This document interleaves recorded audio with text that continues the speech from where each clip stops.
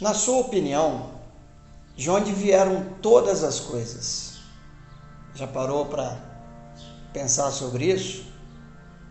É importante.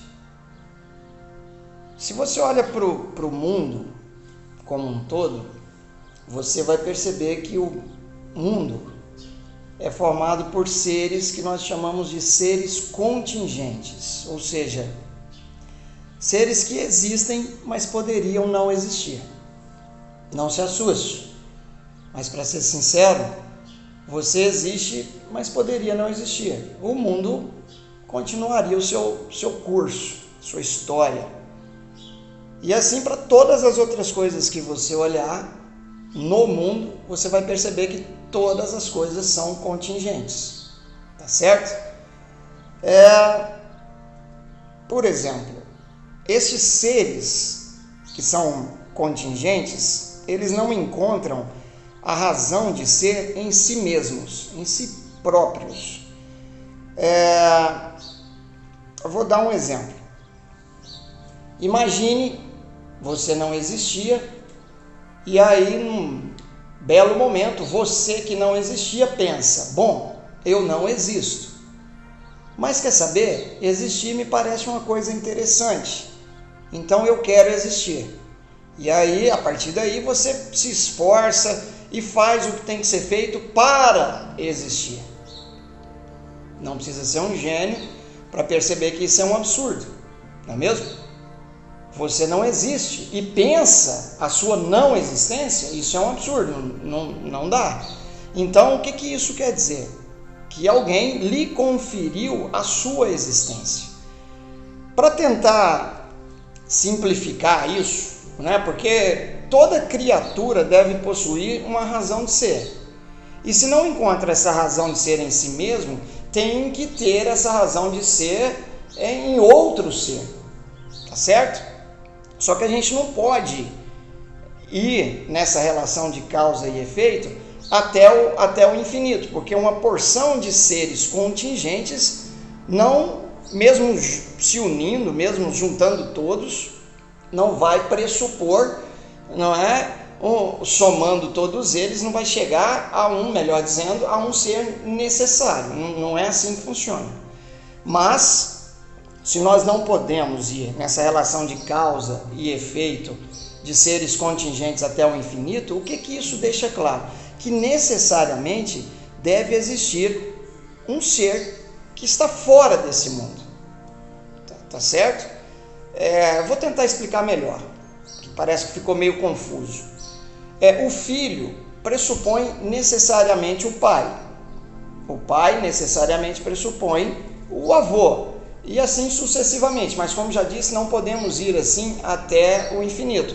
Aristóteles e muitos outros pensadores falaram sobre isso, Por exemplo, quando falaram da causa incausada, quando falaram do motor imóvel. Quem sabe em outro vídeo a gente desça detalhes em relação a essas teorias. Mas o que eu quero dizer é o seguinte: seres contingentes apontam para um ser necessário, que existe por si mesmo, que ninguém conferiu a ele a existência dele, porque ele é o princípio. Ele existe e não poderia não existir, por isso é um ser necessário. Lembra? Nós existimos, mas poderíamos não existir. Porque imagina, se o nada existiu em algum momento, não é? Antes, o nada existiria até hoje.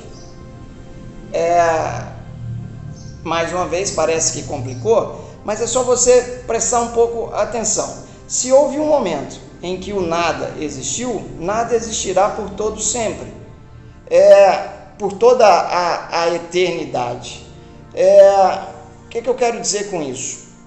Existe uma causa que é causa de todos os outros efeitos, mas que não foi causada por ninguém. E existe um movimento que é causa do movimento de todos os outros movimentos, mas que não é movido por ninguém. Esse ser é o que nós chamamos de ser necessário, é o que nós chamamos de ser eterno, é o que você chama de Deus. Tá certo?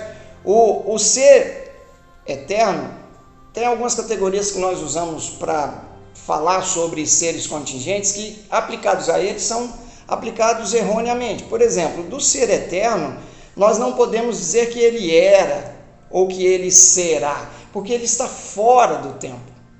Todas as outras coisas foram criadas no tempo, mas o ser eterno e necessário está fora do tempo. Ele não é medido, não é abarcado pelo tempo. Ele é atemporal. O ser eterno, portanto, como já disse, não pode ser condicionado pelo tempo. O ser eterno, ele não tem princípio e não terá fim. É a plenitude da vida, é a vida sem limites, de tal modo que nada lhe falta, não é? No agora, nada lhe faltou no passado e nada lhe faltará do futuro. Ele é o que nós chamamos de presente eterno.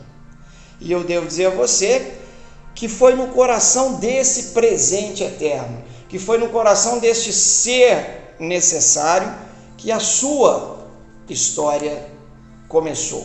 Então, sobre o ponto de partida do homem, sobre o ponto de partida do ser humano, muitos acreditam que esse ponto de partida é, por exemplo, o ventre da mãe, ou depois de sair do ventre da mãe. Eu devo dizer a você o seguinte: antes mesmo que tu fosse gerado no ventre da tua mãe, Deus já te amava. E se fosse preciso, ele já trocaria reinos por ti. Lá na Sagrada Escritura, isso para mim está bem claro. Antes mesmo que tu fosse gerado, se fosse preciso, eu trocaria reinos por ti. E é interessante que ele diz que, olha, se você tiver que atravessar a água, tiver que atravessar o fogo, tiver que fazer o que for, eu estarei contigo, porque eu te amo.